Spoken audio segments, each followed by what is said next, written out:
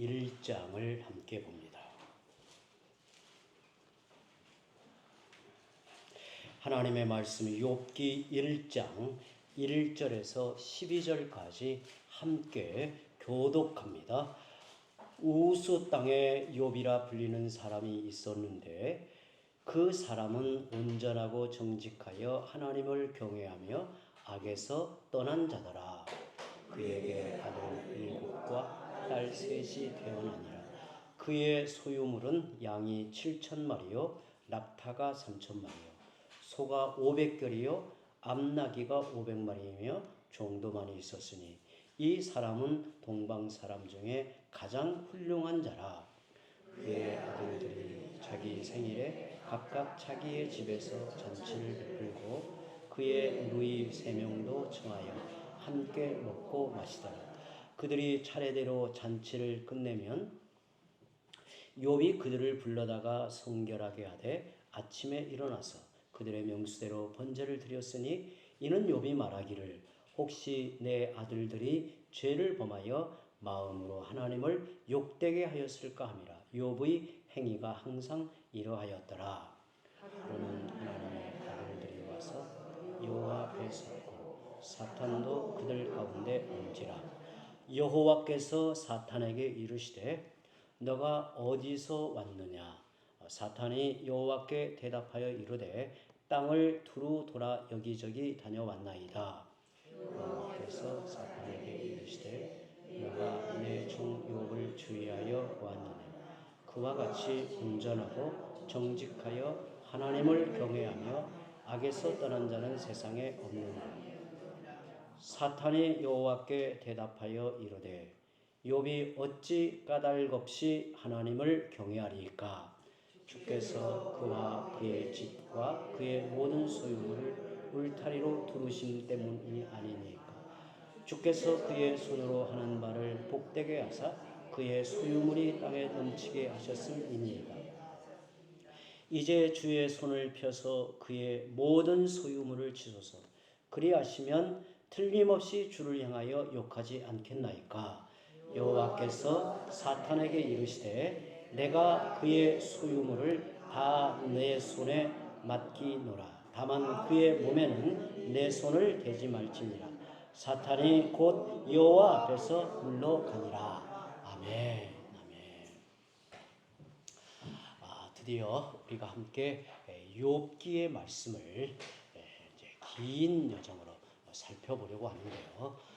아마도 우리 교회에서 욥기의 말씀 전체를 이번 기회에 처음으로 살펴볼 터인데요. 저도 기대가 많고 우리 성도들도 기도하며 말씀을 사모함으로 나오시면 좋겠습니다. 이번 기회에 욥기를 좀 반복해서 읽고 그리고 우리가 쉬운 성경 읽기 문제집이 있죠. 그 부분에 욥기를 찾아서 문제를 풀어보고 반복해서 욥기가 어떤 책인가를 이렇게 숙지하면 말씀을 듣는데 더 깊은 은혜가 있을 줄 압니다. 함께 이제 말씀을 나눕니다. 만약 하나님께 단 한 번의 질문을 직접 할 수 있다면 여러분은 어떤 질문을 하시겠습니까? 많은 분들의 질문은 아마도 이것이 아닐까 생각을 합니다. 이 세상에는 왜 이렇게 이해할 수 없는 고통이 많은 것입니까? 우리의 인생에서 누구나 맞닥뜨려야 되고 또 의미를 찾아야 되는 이 고난의 문제, 특히 이해할 수 없는 이 고통 앞에서 인간은 질문할 수밖에 없습니다. 여러분이 이 질문의 답을 어느 정도 찾으셨습니까? 대부분 사람들은 찾지 못했을 것이고 앞으로도 찾기 어려운 이 문제 가운데 하나입니다. 그렇다면 답이 없는 것인가? 그렇지 않습니다. 한 사람의 생애를 통해 그 답을 말해주고 있는 성경이 있는데 그것이 바로 욥기입니다.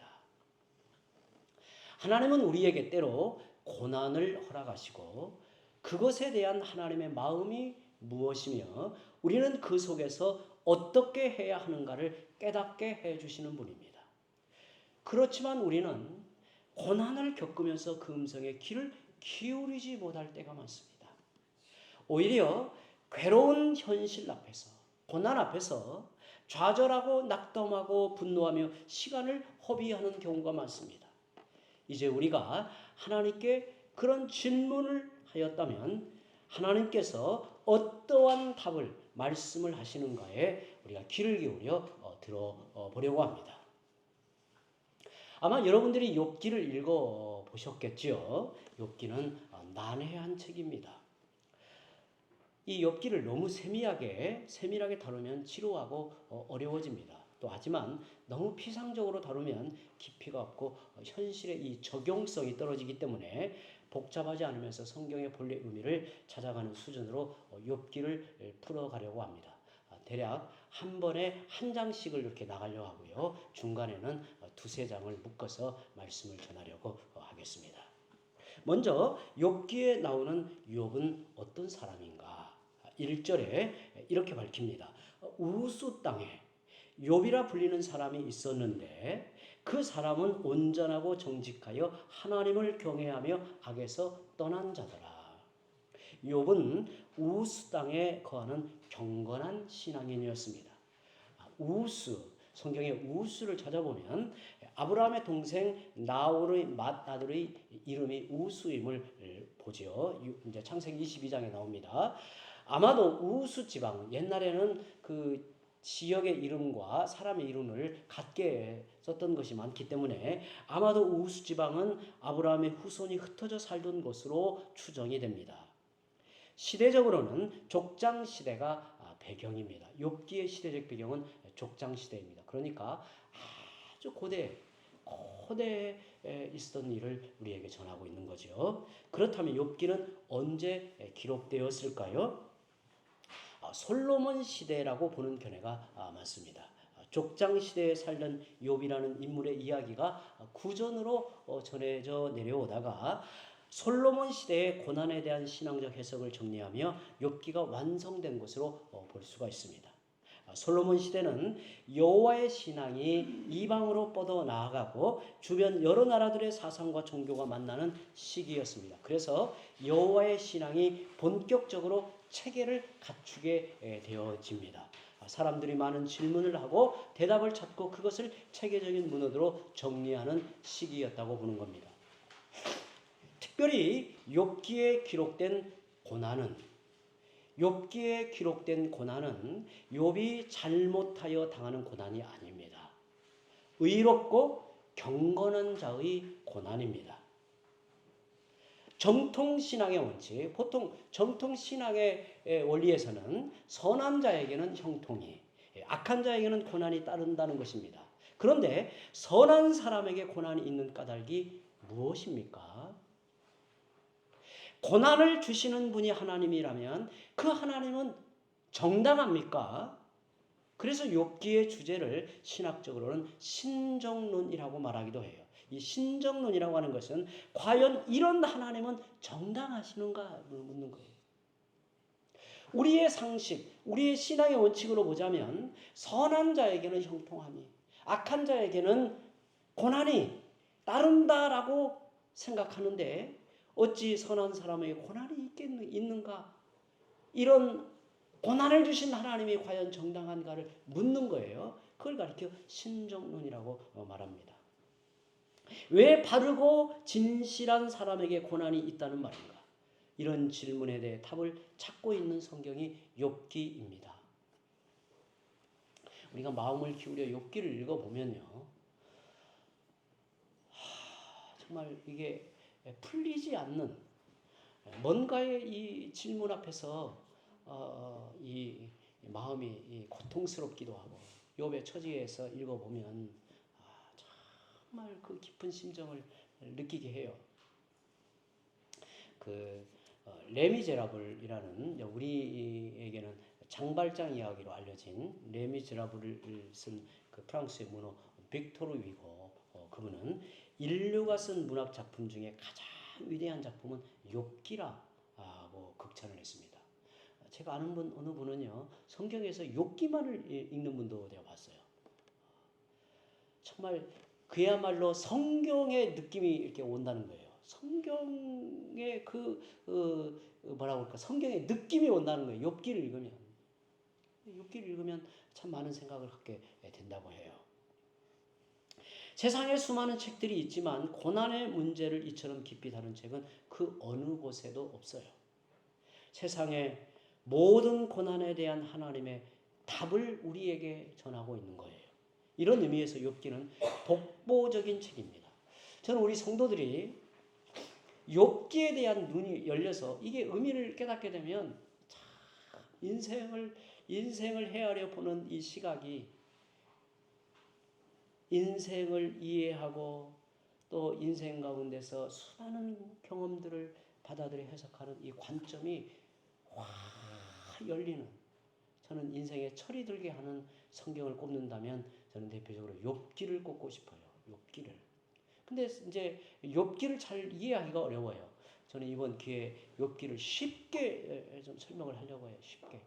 그리고 욥기를 읽어갈 때 욥기의 말씀이 정말 우리에게 깊이 와닿는, 깨닫는 말씀으로 주께서 은혜 베풀어 주시기를 바라요. 욥기의 구조는 크게 세 부분으로 되어 있습니다. 처음 1장과 2장은 산문체로 되어 있어요. 산문으로. 그리고 마지막 42장이 또 산문으로 되어 있고요. 그런데 중간에 욥과 친구들 간의 그 복잡한 대화가 다 시 형식으로 되어 있어요. 시로 되어 있어요. 운문체예요. 그런데 우리가 앞뒤 이 2장 그리고 뒤에 한 장, 3장을 읽어도 욥기의 전체 이 스토리가 파악이 돼요. 그런데 그 핵심이 3장에서 41장에 나오는 고난에 대한 치열한 논쟁이 욥기의 그 깊이를 이제 더해주는 거예요. 욥기의 깊이를 더해줘요. 정말 아마 우리 성도들이 욥기의 말씀을 듣고 깨달으면 좀 전율이 우리 안에 일어났으면 좋겠어요. 감동이. 그리고 우리가 겪게 되는 수많은 문제를 조금이라도 이해하고 하나님께서 내게 의도하시는 바를 알아가는 은혜가 있다면 그건 굉장히 큰 은혜라고 생각해요. 욥의 인격과 신앙을 한마디로 요약하면 그는 온전하고 정직하여 하나님을 경외하며 악에서 떠난 사람이다. 이렇게 이제 밝힙니다. 욥은 부정직한 세대 안에서 정직함을 추구하며 살았습니다. 하나님 앞에서 자기 한계를 알았고 어떤 경우에도 변질되지 않은 사람이에요. 그 마음의 중심에는 하나님이 살아계시고 다른 어떤 것도 그 마음을 흔들지 못했어요. 욥이 악과는 무관하게 살았어요. 참 특별한 사람이죠. 그 결과 욥은 많은 복을 누리며 살았습니다. 10명의 자녀가 있었고요. 자녀들 모두 화목하게 지냈어요. 아주 의좋게 지냈어요. 그리고 그는 큰 부자였습니다. 이렇게 복된 환경을 누리며 사는 욥이 경건함을 잃지 않았어요. 이를 단적으로 보여주는 말씀이 5절이라고 저는 생각해요. 욥은 자녀들이 어려운 일을 겪은 것도 아닌데 즐겁게 잔치를 하고 나면 자기 죄를 점검하는 것은 물론이고 자녀들의 죄, 그것도 드러난 죄가 아닌 혹시 마음으로라도 죄를 지었을 것을 위해 제사를 드렸다고 해요. 다시 말하면 그는 벌받을 짓이라고는 티끌만큼도 한 일이 없었어요. 그는 벌받을 짓을 티끌만큼도 하지 않은 사람이에요. 이런 그에게 갑자기 고난이 닥쳐왔어요. 엄청난 고난이 그에게 닥쳐왔어요. 그런데 이 고난이 욥에게 사건으로 나타나기 전에 어떤 일이 있었는가? 본문 6절은 천상의 모습을 우리에게 보여줍니다. 지금까지는 땅에 있는 욥에 대해 말하다가 장면을 하늘로 옮겨서 천상의 회의 장면을 보여줍니다. 한번 저를 한번 보시기 바랍니다. 이 구조를 욥의 신앙, 욥의 인격, 욥이 여러 형편을 쭉 언급을 해요. 그런데 이 땅에 지금 욥의 상황을 이야기하는데 그때 천상에서 회의가 열린 거예요. 지상과 천상을 이렇게 이제 바꿔서 이제 장면을 하늘로 옮겨서 천상의 회의 장면을 보여줍니다. 그 장면이 아주 신비한데 그것은 많은 내용을 시사해 줍니다. 하나님이 계시고요. 천사들이 있는데 거기에 누가 등장하냐면 사탄이 등장해요. 천상의 회의에 하나님이 계시고 수종을 드는 천사들이 있고 거기에 사탄이 등장합니다. 어떻게 사탄이 거기에 나타날 수 있는가? 여기서 주목할 점은 사탄의 위치입니다. 우리가 오해하는 것이 있는데 흔히 우리는 하나님과 사탄이 서로 대적한다고 생각을 합니다. 과연 그럴까요? 사실 성경을 꼼꼼하게 읽어보면 그렇지 않습니다. 사탄은 하나님의 적수가 될 수 없죠. 단지 성도들의 적일 뿐이에요. 성도들을 넘어뜨리는 방해자일 뿐이죠. 우리는 사탄을 과대평가해서 마치 사탄이 하나님을 대항하는 자라고 착각을 합니다. 하나님은 반역한 천사였던 사탄을 영원한 형벌에 가두기 전에 일정한 목적을 위해 그의 활동을 제한적으로 허용하는 것을 봅니다. 7절에 보니까 너가 어디서 왔느냐? 하나님이 천상의 회의에서 사탄에게 물어요. 하나님이 몰라서 사탄에게 물으신 게 아닙니다. 사탄이 하나님의 허락 아래 움직이는 존재라는 것을 보여주고 있는 거예요. 이어서 하나님은 사탄에게 8절에 보면 너가 내 종 욥을 주의하여 보았느냐? 그와 같이 온전하고 정직하여 하나님을 경외하며 악에서 떠난 자는 세상에 없느니라고 하셨습니다. 하나님은 하나님을 경외하는 자들을 사랑하고 귀하게 여기며 주목하여 보고 계십니다. 또한 자랑스러워해요. 하나님이 우리를 보고 계실까요? 그렇습니다. 오늘 이 밤에 수요 예배 하나님 앞에 나와 예배하는 이 모습을 하나님은 다 보고 계셔요. 우리의 중심에 하나님 앞에 참되게 예배하려는 그 중심을 보고 기뻐하고 자랑스러워 하신다는 거예요. 하나님이 우리를 그렇게 주목하여 보고 계십니다. 우리는 이 사실을 잊지 말아야 돼요. 혼자 있을 때도 외롭고 힘들어 울고 있을 때도 기뻐할 때도 하나님은 나를 주목하고 계십니다. 그리고 바르게 살려고 애쓰는 모습을 보시고 우리를 자랑스러워해요. 복음 때문에 고난을 당하고 주의 나라를 위해서 수고하고 헌신의 땀을 흘릴 때 하나님은 자랑스러워해요. 기뻐하시고 대견하게 여겨요. 여러분, 우리가 기도하고 하나님 말씀을 깊이 묵상할 때 때로 주의 손이 내게 임하여 어루만지시는 그 손길을 느끼시나요? 저는 때로 마음이 무겁고 힘들고 그럴 때 기도할 때 어느 순간에 주님이 내게 되어셔서 그래 잘하고 있어 괜찮아 힘내거라 그렇게 하시는 주님의 이 마음이 깊이 와닿을 때가 있어요. 하나님의 손이 우리에게 임하여 우리를 다독여 주시는 거예요. 그러자 사탄의 말이 이어집니다. 9절에 이제 사탄의 특징이 나와요. 사탄은 고발자로 등장을 합니다. 사탄은 헬라어로 디아블로스라는 단어를 씁니다. 이게 사탄은 히브리어를 우리 말로 음역을 한 거고요. 이제 이 말을 이제 헬라어로 바꿀 때는 디아블로스라는 단어로 이렇게 이제 바꿨는데 이제 번역을 한 거죠.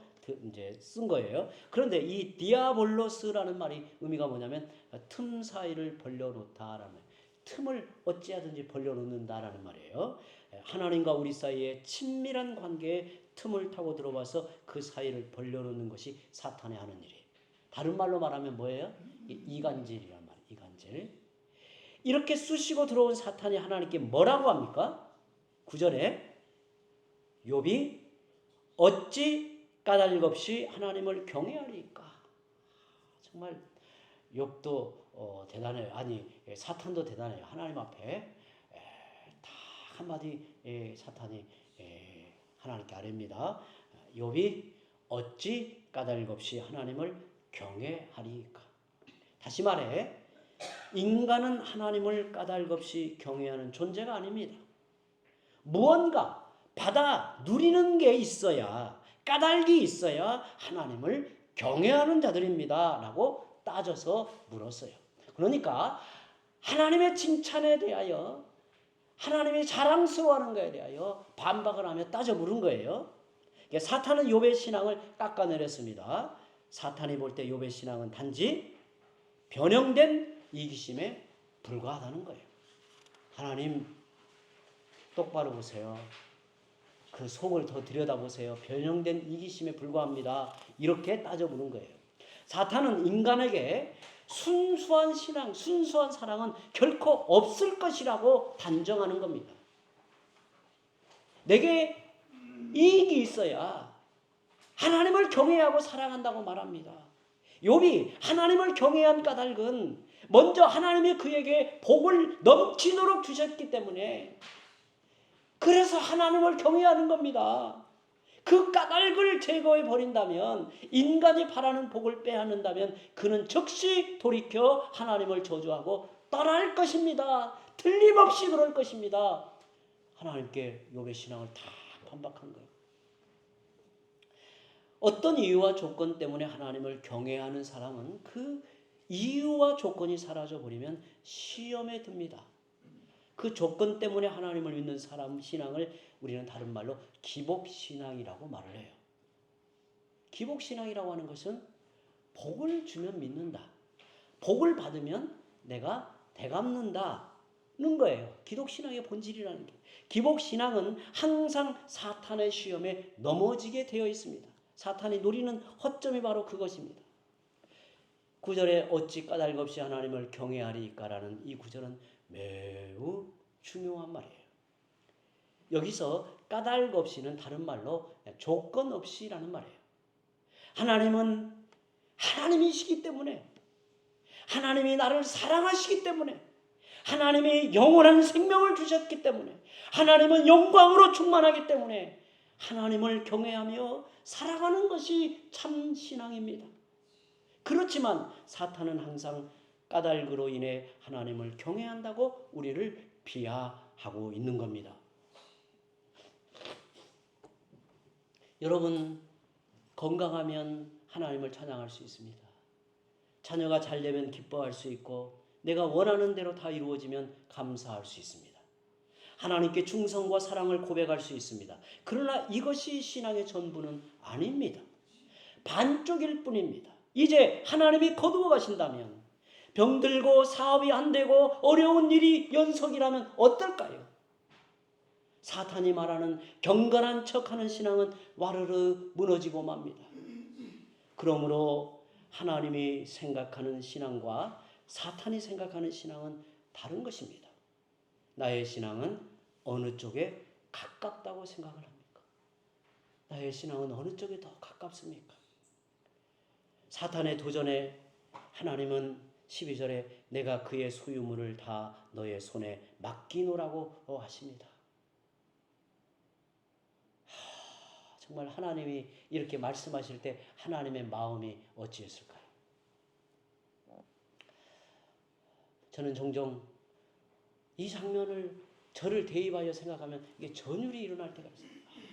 정말 하나님과 사탄이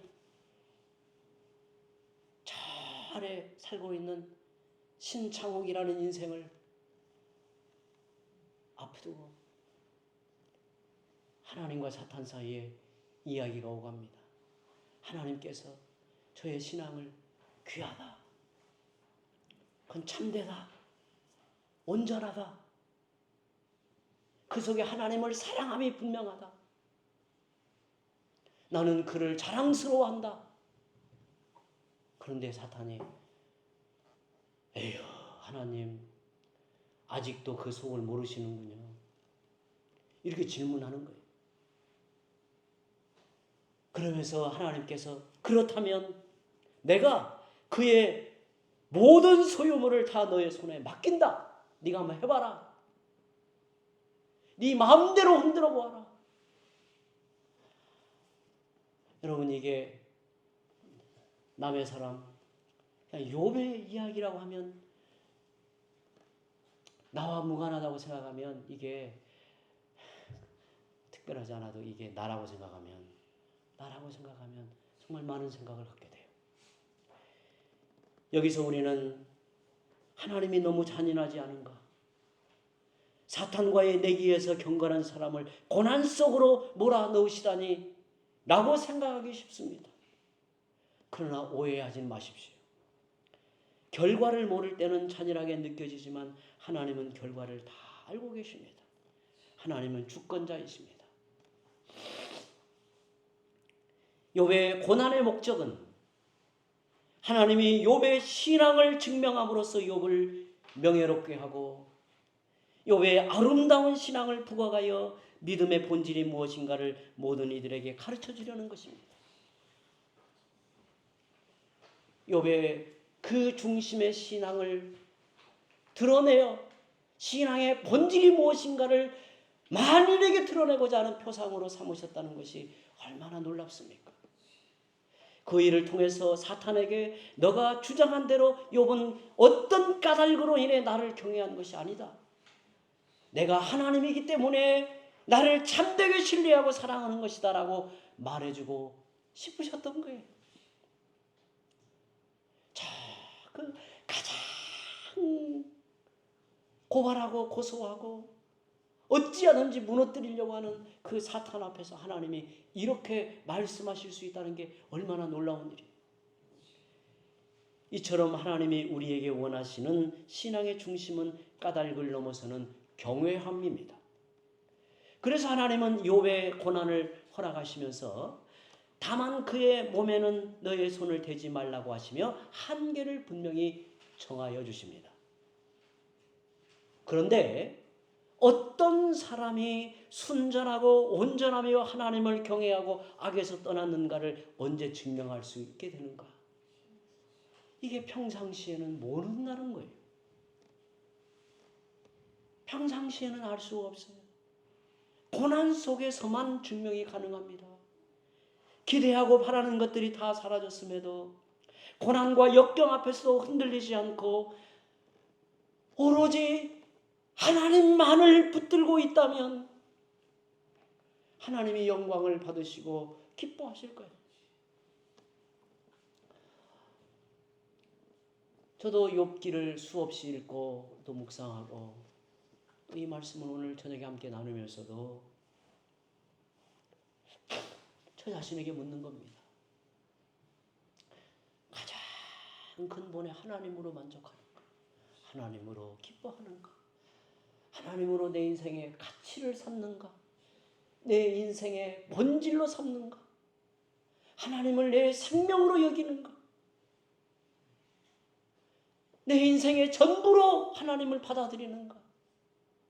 그 하나님 앞에 내 인생의 전부를 들여서 그분을 기쁘시게 할 수 있다면, 그분의 영광을 구할 수 있다면 내 인생은 과연 의미 있다라고 그렇게 살아가려는 분명한 마음의 중심이 있는가? 이걸 묻는 거예요.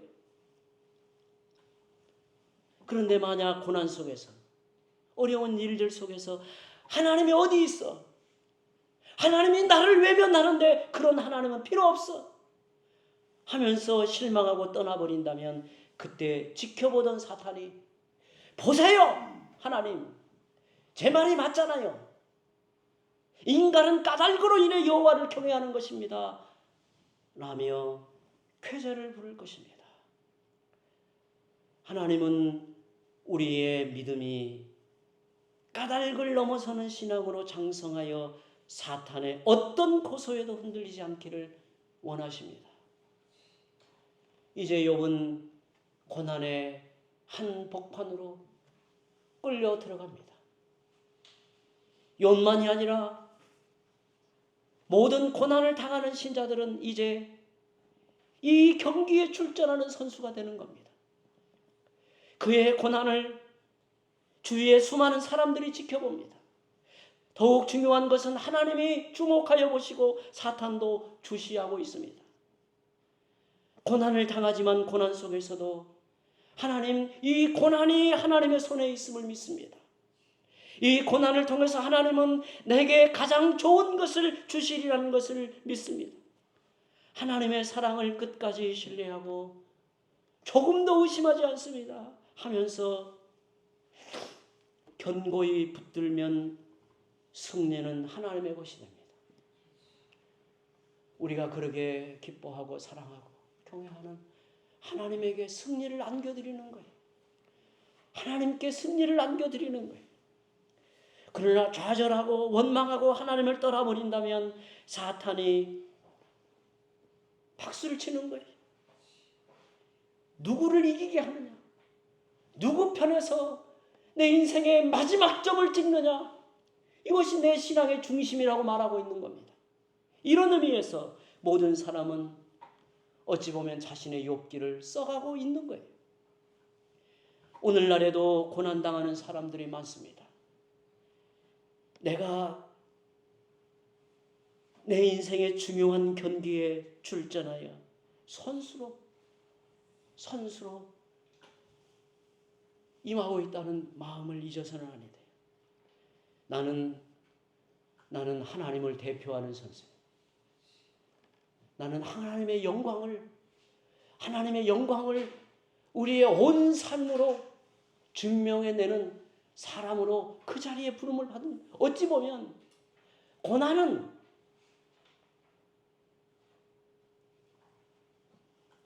하나님 나라의 최고의 경기에 대표 선수로 내가 뽑힌 거예요. 거기에 내가 출전을 하는 거예요. 내 믿음의 자세가 이제 명백하게 그 본질을 드러낼 시간이라는 것을 깨달아야 합니다.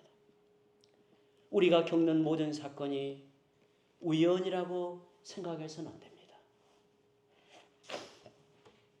그리고 하나님이 모르시거나 하나님의 통제를 벗어나는 경우는 결코 없습니다. 하나님의 뜻이 있어 오늘 그 고난 가운데 내가 있는 겁니다. 고난 중에 있지만 낙심하지 말고 하나님의 한계를 정하시고 기대하시는 바가 있다는 사실을 잊지 말아야 합니다. 고난 속에서 우리는 두려워하는 게 뭐냐면 이 고난의 끝이 있을까?